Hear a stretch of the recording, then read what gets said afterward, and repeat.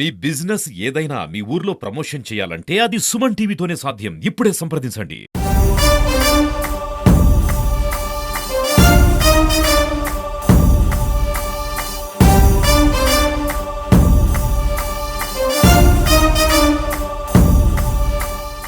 Welcome back to Suman TV. నేను మీ సుప్రసాద్. ఆంధ్రప్రదేశ్లో ప్రజలకు ఇచ్చిన ప్రతి హామీని నెరవేర్చి సంక్షేమమే లక్ష్యంగా కూటమి ప్రభుత్వం పనిచేస్తుందని గౌరవ స్పీకర్ అయ్యన్నపాత్రుడు అన్నారు. ఎన్నికల్లో ఇచ్చిన సూపర్ 6 హామీల్లో భాగంగా ఆటో డ్రైవర్లకు ఆర్థిక భరోసా కల్పించే కార్యక్రమాన్ని నర్సీపట్నంలో ఈరోజు ఆయన ఘనంగా ప్రారంభించారు. ఈ కార్యక్రమానికి ముందు అనకాపల్లి ఎంపీ సీఎం రమేష్ స్వయంగా ఆటో నడపగా స్పీకర్ అయ్యన్నపాత్రుడు, ఇన్ఛార్జి మంత్రి కొల్లి రవీంద్ర, జిల్లా కలెక్టర్ విజయకృష్ణన్ వీరు ఆటోలో ప్రయాణించి సభా ప్రాంగణానికి చేరుకున్నారు.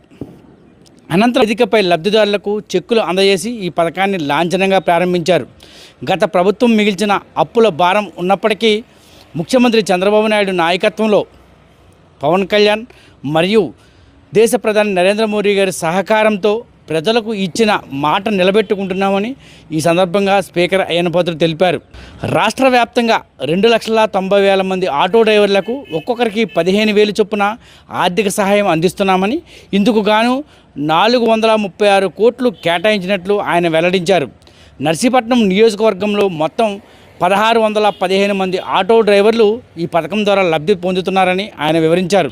కూటమి ప్రభుత్వం అధికారంలోకి వచ్చిన వెంటనే మెగా డిఎస్సి ద్వారా 16,347 ఉపాధ్యాయ ఉద్యోగాలను భర్తీ చేసిందని, ఈ ఘనత నారా చంద్రబాబు నాయుడికే దక్కుతుందని ఆయన కొనియాడారు.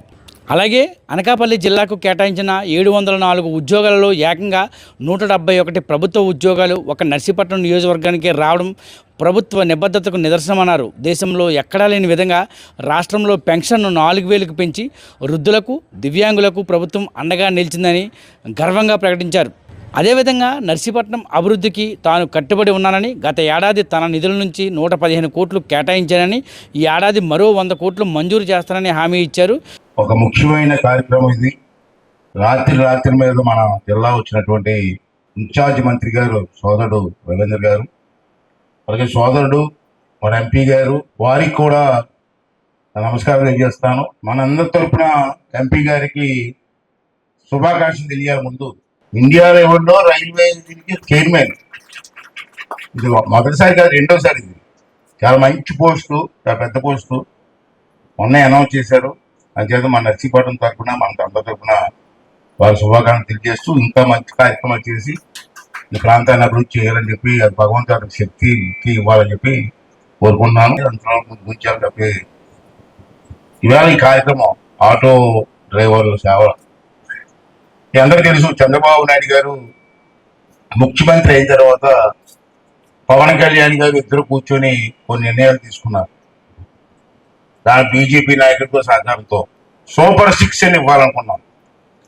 అయితే ఆ రోజైతే నేను అనుకున్నాను, ప్రభుత్వ ఉద్యోగులకి ఏంటి పరిస్థితి, ఎక్కడ చూసిన అప్పు అప్పు అప్పు, వడ్డీలు నెలలో వడ్డీలు కొట్టుకోవడమే. అంత దుర్మార్గం పనిచేసిపోయారు. ఇటువంటి పరిస్థితుల్లో సూపర్ 6 ఇవ్వగలమా? ఎలా ఉంటుంది పరిస్థితి? చంద్రబాబు నాయుడు చేయగలరా అని చెప్తే పవన్ కళ్యాణ్ గారు, చంద్రబాబు నాయుడు గారు ఆలోచన మేరకు మోడీ గారు కూడా మనకు బ్లెస్సింగ్స్ ఇచ్చి నేను ఉన్నాను, మీకు ఇది ముందుకెళ్ళాలని చెప్పి ఇవాళ సంవత్సరం 6 నెలలు కూడా ఎక్కడ ఇబ్బంది లేకుండా ముందుకు తీసుకెళ్తుంది. ఈ సందర్భంగా మోడీ గారికి కూడా మనం ధన్యవాదాలు చెప్పుకోవాల్సిన అవసరం ఉంది. ఇక్కడ మీరు అందరూ చాలా మంది ఆటో డ్రైవర్లు కాకుండా నాయకులు కూడా వచ్చారు. మీ అందరిని ఒకటే అడుగుతానండి మిమ్మల్ని, ప్రధాన నాయకులు అంటే ప్రభుత్వం చేసి పనులు ప్రజలకు చేరవేసి కూడా ప్రధాన నాయకుడు. సూపర్ 6 కార్యక్రమానికి ఎంత డబ్బు అవుతుంది, ఎంతమంది లబ్ధి పొందుతున్నారు? మన రాష్ట్రంలో సుమారు 5 కోట్ల పైన జనాభా ఉన్నారు.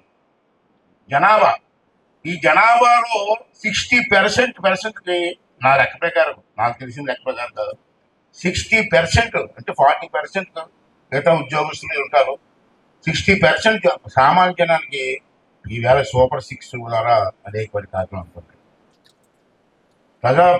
ప్రభుత్వం చేస్తున్న కార్యక్రమాలు చెప్పాలి.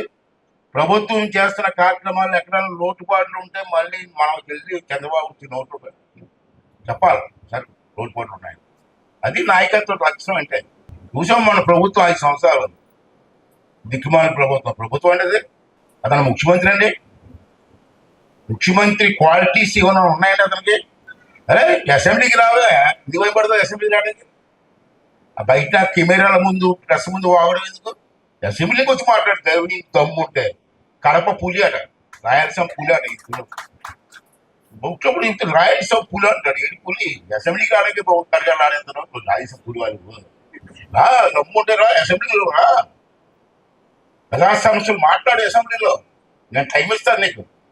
అందరు ఎమ్మెల్యేలకి నీకు టైం ఇస్తే మాట్లాడ్డా ప్రతిపక్ష హోదా, దాని రూల్స్ ఉంటాయి. అయ్యన బాధలు ఇవ్వడట అంటాడు. నేను ఆచిత్తులే ఉంది ఇవ్వడానికి. నేను మన అసెంబ్లీ చెప్పాను, అసెంబ్లీ ఒక దేవాలయం, దాంట్లో నేను పూజారిని, అంతే కదా. వరం ఇస్తే ఎవరి వాళ్ళ దేవుడి ఇవ్వాలి, పూజారి ఇస్తాడు వరం, అది ప్రజలు ఇవ్వాలి. మరి దేవుడికి ఇవ్వలేదు వరం, 11 ఇచ్చాడు. మరి ఎన్ని చేయమంటావు? నామది ఎడితే వాళ్ళు అయ్యన బదులు ఇవ్వట్లేదు, నాలుగు కోర్టులు కేసు ఇచ్చాడు మొన్న హైకోర్టులో. వేసుకో అడిగి పోయిపోయి కొడతా, ఏమంటారు కొడతా, ఆ సామెత గుర్తుకొస్తుంది నాకు. పులి అంటాడు. పులిందల్లో మన వీళ్ళందరికీ దెబ్బొడిచి సోమవారం దెబ్బొడి పారించాడు. అంతేగా మాట్లాడవచ్చు, ప్రజాస్వామ్యంలో ఎవరైనా మాట్లాడవచ్చు, ఏదైనా చెప్పవచ్చు, కానీ పద్ధతి ఉండాలి. అబద్ధాలు ఎక్కడ చూసిన అబద్ధాలని నిజంగా నమ్మించుకొని ప్రయత్నం చేస్తారు. చెప్తారు 2 విషయాలు. ఇలా చూసారు ఆటో డ్రైవర్లు ఎంతమంది అని ఇందాక చెప్పారు ఆఫీసర్ గారు. నిజం, అది వాస్తవం. మన ఇబ్బందులు ఉన్న ఆటో డ్రైవర్లు, ఆటోలు నడవబోతే ఇల్లు నడవదు, అది వాళ్ళ పరిస్థితి. అటువంటి వాళ్ళకి ఏదో ఇవ్వాలా చెయ్యాలని చంద్రబాబు ఆలోచన చేసి ఇవాళ ఈ కార్యక్రమం పెట్టారు. ఈ కార్యక్రమం ద్వారా రాష్ట్ర వ్యాప్తంగా 2,90,000 మందికి ఒక్కొక్కరికి 2,90,000 మందికి ఒక్కొక్కరికి 15,000 రూపాయలు ఈవేళ ఇవ్వదు. 2,90,000 సుమారు 3 లక్షలు, 3 లక్షల కుటుంబాలు ఈవేళ ఇవ్వడం జరుగుతుంది. దీనికి ద్వారా ఇంత మన మంత్రి గారు చెప్పినప్పుడు 436 కోట్లు అవుతుంది ఈవేళ ఒక రోజు. 436 కోట్లు. ఎంతకన్నా వచ్చైనా ఎన్ని ఇబ్బందులు ఉన్నా ఏదో చెయ్యాలి తపన. మహిళా బస్సు ఇచ్చారు, 753 మందికి ఇస్తున్నాం ఒక అనకాపల్లి జిల్లాలో. అలాగే నర్సీపట్నం నియోజకవర్గం ఉంటాం ఈవేళ గొలుగొండ మండలానికి 301 మందికి, అలాగే నాగవరం మండలానికి 377 మందికి ఏర్పడుతుంది. నర్సీపట్నం మండలానికి మొత్తం 450 మంది, మాకారపాలెం మండలం 487 మన నియోజకవర్గంలో.